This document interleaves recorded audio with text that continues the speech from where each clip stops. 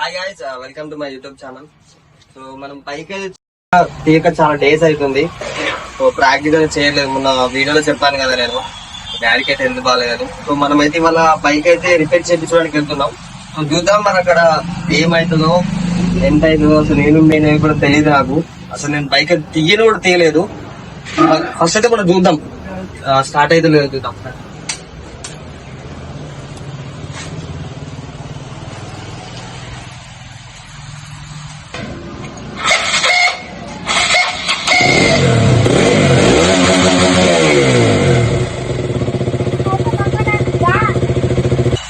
Final గా అయితే bike అయితే స్టార్ట్ అయిపోయింది. లేకపోతే మనం ఇవాళ చచ్చిపోతుంటాం. ఈ ముద్దలు పల్లి మనం టోచర్ పెట్టి ఆడికి తీసుకోపోవాలని అంటే ఇంకా అవుట్ అయిపోయేటోళ్ళం. స్టార్ట్ అయితే అయిపోయింది, ఇంకెళ్ళిపోదాం. చేపిస్తున్నాం బైక్.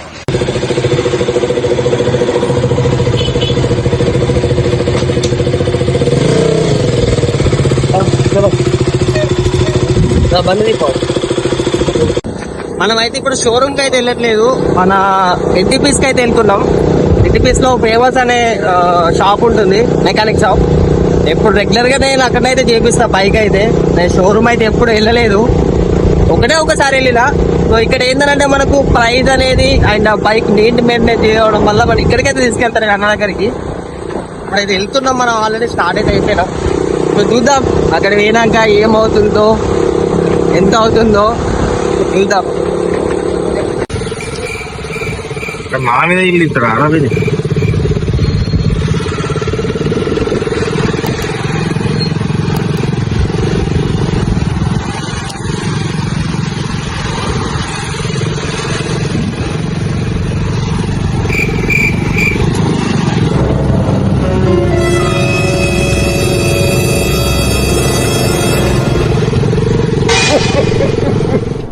ఎవరురా నువ్వు, ఇంత టాలెంటెడ్ ఉన్నావు?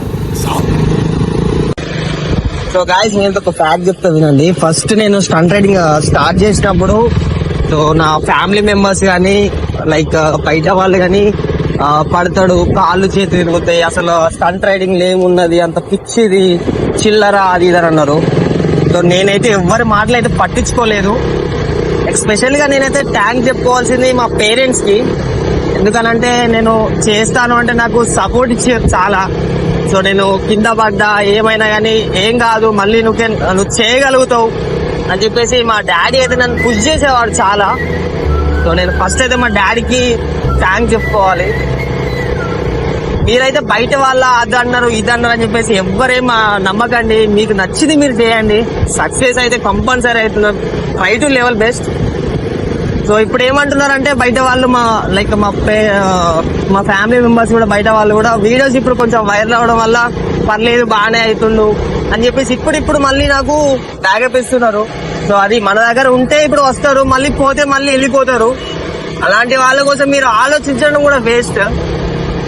మీకు నచ్చింది మీరు చేయండి అంతే.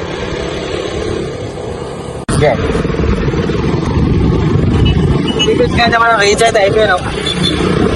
అన్నయ్య అయితే ఫస్ట్ అక్కడ ఉంటే షోరూమ్ అయ్యా మన మెకానిక్ షాప్ అయితే మళ్ళీ చేంజ్ చేసినంట. మనం ఎందుకు వెళ్ళినాం, చాలా డేస్ అవుతుంది అయితే వెళ్ళగా. మన బుద్ధిగా తీసుకుంటాడు. A few moments later.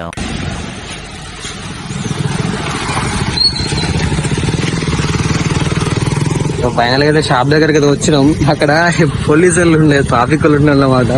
So ముందు నేను వచ్చిన నా బైక్ అయితే తీసుకురమ్మని చెప్పిన.